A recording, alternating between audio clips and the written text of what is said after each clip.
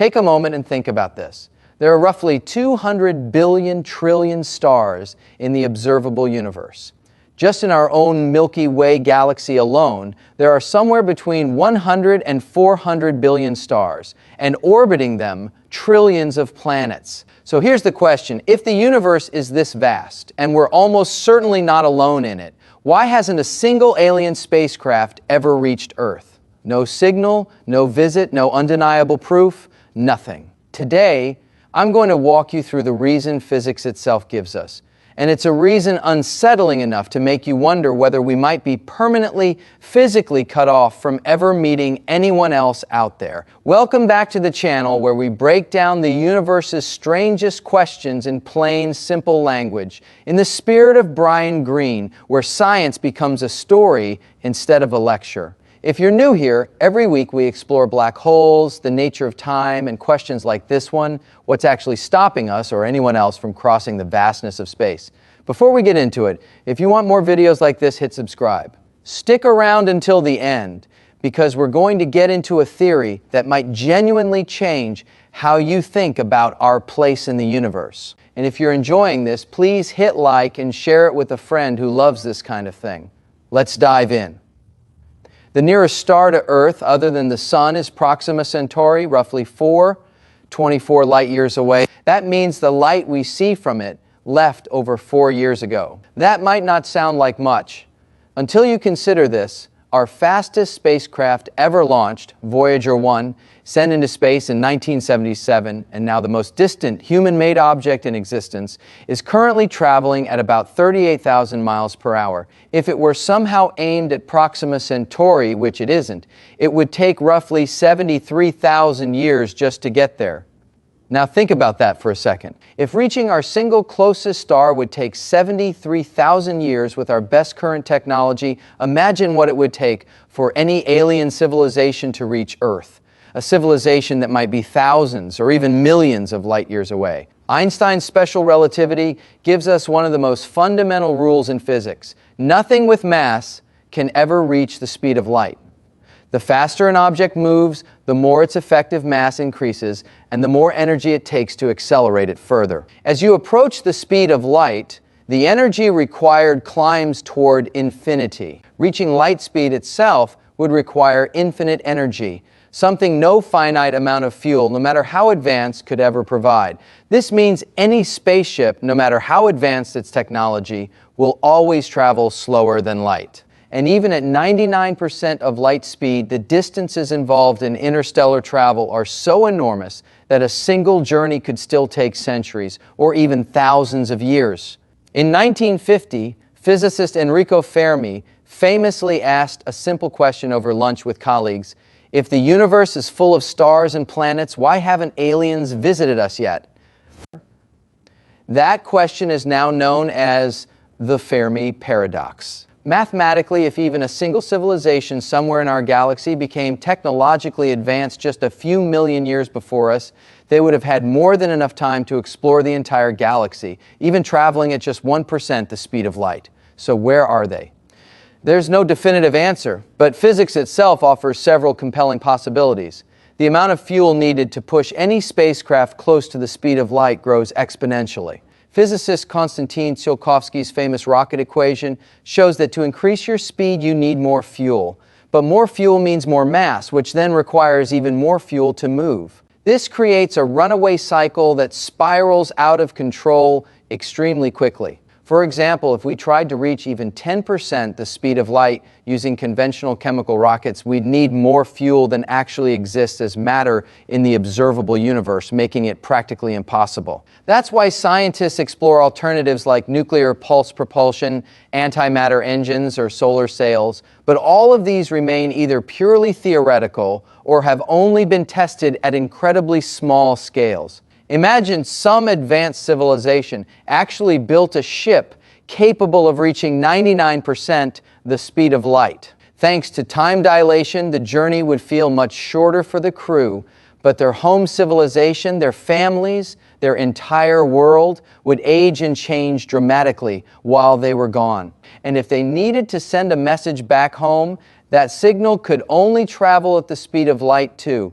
meaning it could take centuries just for a single message to arrive. So even if a civilization mastered interstellar travel, there would be no real return in any meaningful sense, unless they accepted this as a one-way mission with no hope of ever coming back to the world they left.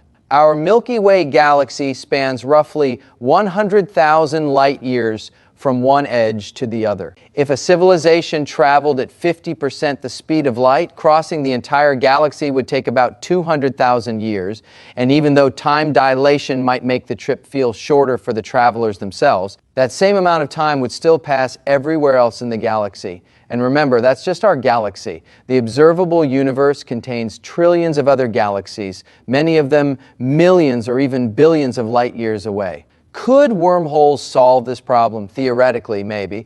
But keeping one open requires negative energy, something we can't currently produce in any meaningful quantity. We'll dig into this in detail in part 2. Could UFOs actually be alien spacecraft? Given how difficult interstellar travel is according to physics, it's statistically unlikely, though it can't be completely ruled out. Most UFO sightings turn out to have natural or human-made explanations. Could humans ever reach another star system? Theoretically, yes, if we develop technology like generation ships or advanced propulsion systems. But that kind of capability remains far beyond anything we can currently build. In 1961, astronomer Frank Drake proposed a famous formula, now called the Drake equation, meant to estimate how many communicating civilizations might exist in our galaxy right now. It multiplies several factors together: the rate of star formation, the fraction of stars with planets, the fraction of those planets that could support life, the fraction where life actually develops, the fraction where that life becomes intelligent, the fraction that develops detectable technology, and finally, how long such a civilization typically survives. The problem is, we barely have reliable numbers for most of these factors, which means, depending on your assumptions, the equation can predict anywhere from a handful of civilizations in our galaxy to millions. It's less a precise calculation and more a framework for organizing our uncertainty,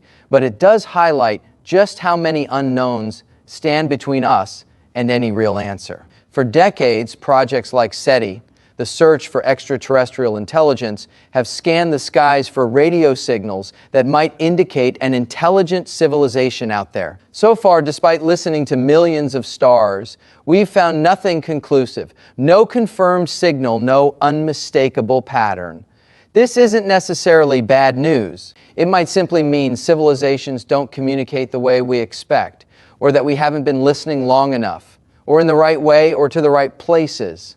Radio astronomy itself is barely a century old, a blink of an eye on cosmic timescales. It's entirely possible advanced civilizations use methods of communication we haven't even imagined yet, the same way someone using smoke signals might never detect a modern satellite internet connection. In 1994, Mexican physicist Miguel Alcubierre proposed a fascinating idea now known as the Alcubierre drive. His concept: instead of a spaceship moving faster than light, what if the spacecraft contracted the space-time in front of it and expanded the space-time behind it? The ship itself would sit still inside a bubble of normal space, while that bubble itself surfed across the universe at effectively faster than light speeds, without the ship ever technically breaking Einstein's speed limit. This idea doesn't actually violate Einstein's equations. It's technically valid mathematics. But to make it work, you'd need the same thing we ran into with wormholes, negative energy.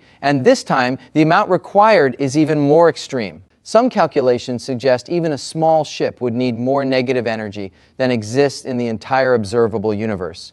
So for now, the warp drive remains beautiful math, not a viable engineering plan. As we touched on in a previous video, wormholes, theoretical shortcuts through space-time, could, in principle, connect two distant points in space instantly. If a civilization had the technology to build one, they could reach Earth without ever crossing the light years of space between us. But the same problem persists. A wormhole collapses almost instantly unless held open by negative energy, something not even the most advanced conceivable civilization has demonstrated the ability to produce. This tells us something important. Simply being more technologically advanced doesn't automatically solve every problem. Some laws of physics may be so fundamental that no civilization, no matter how sophisticated, could ever break them. Now suppose a civilization somehow solved all of these problems. There's still another serious danger: cosmic dust and radiation. When a spacecraft travels near the speed of light, even tiny dust particles floating in space become, from the ship's perspective, incoming projectiles moving at extreme velocity. At that speed, even a single grain of dust could hit with the force of a small explosion.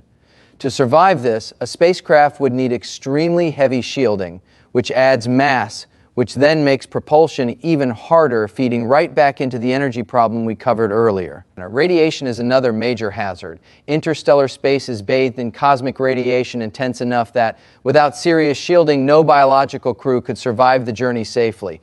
If reaching light speed isn't realistic, there's another proposed solution: generation ships. These would be massive spacecraft large enough to sustain a small, self-contained civilization, where the crew that starts the journey dies along the way, and their children and their children's children continue the voyage until, centuries later, some future generation finally reaches the destination. This is theoretically possible, but it comes with enormous challenges: maintaining a stable society across many generations in an enclosed environment, managing limited resources indefinitely, and preserving enough genetic diversity to avoid long-term biological problems. If this is difficult for our own civilization to even plan for, it would likely be just as difficult for any alien civilization attempting the same thing. Another idea involves sending self-replicating robots instead of living beings, known as von Neumann probes,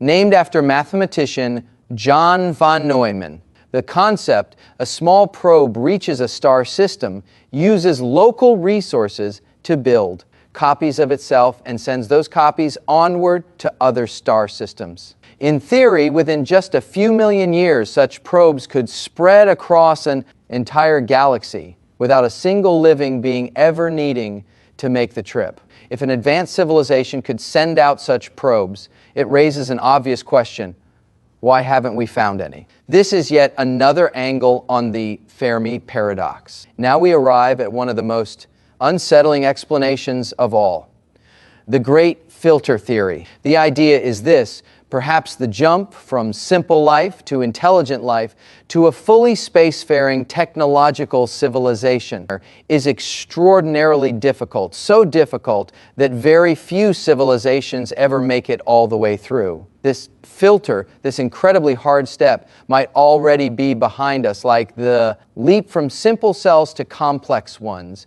or it might still be ahead of us. If the great filter lies ahead, that's a genuinely disturbing thought.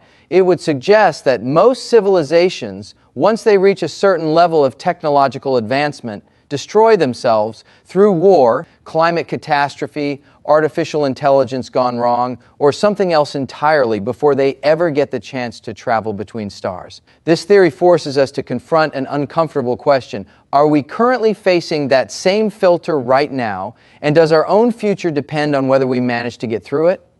A less frightening but equally fascinating idea is the zoo hypothesis. According to this theory, advanced civilizations might be deliberately leaving us alone, the same way we try not to interfere with an isolated tribe living in its natural environment. Perhaps they consider us not ready yet and are simply waiting for us to become advanced enough to make first contact ourselves. This isn't proven by any means, but it offers an intriguing possible answer to the Fermi Paradox, one where the silence isn't emptiness, but restraint. There's another possibility worth considering: the rare earth hypothesis, which suggests that while simple microbial life might be common throughout the universe, the specific set of conditions required for complex, intelligent life might be extraordinarily rare.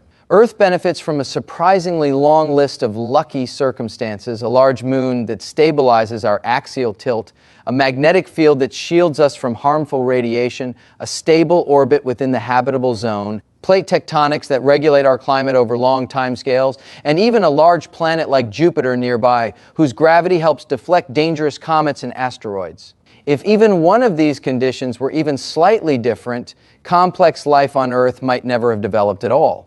If this hypothesis is correct, It means that while the universe might be teeming with basic life, planets capable of producing a technological, spacefaring civilization might be vanishingly rare, which would help explain the silence just as convincingly as any physics-based limitation on travel.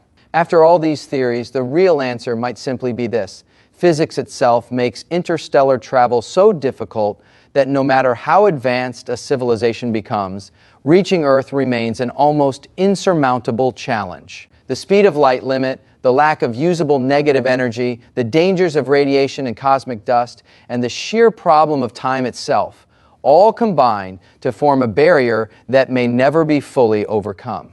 And maybe that's exactly why we still appear to be alone, not necessarily because life doesn't exist elsewhere, but because the distances are so vast and the laws of physics so unyielding that perhaps no two civilizations were ever truly meant to reach each other. So that's the reason alien spacecraft may never have reached Earth, not necessarily because they don't exist, but because the universe itself is simply too vast, and the laws of physics too strict for distance to ever truly be conquered. If you enjoyed this video, please hit like, share it with a friend, and if you haven't already, subscribe to the channel. Let us know in the comments. Do you think we're truly alone in the universe, or is there some other civilization out there right now looking up at their own night sky, wondering the exact same thing about us? See you in the next video with a new question and a new mystery to explore. Take care.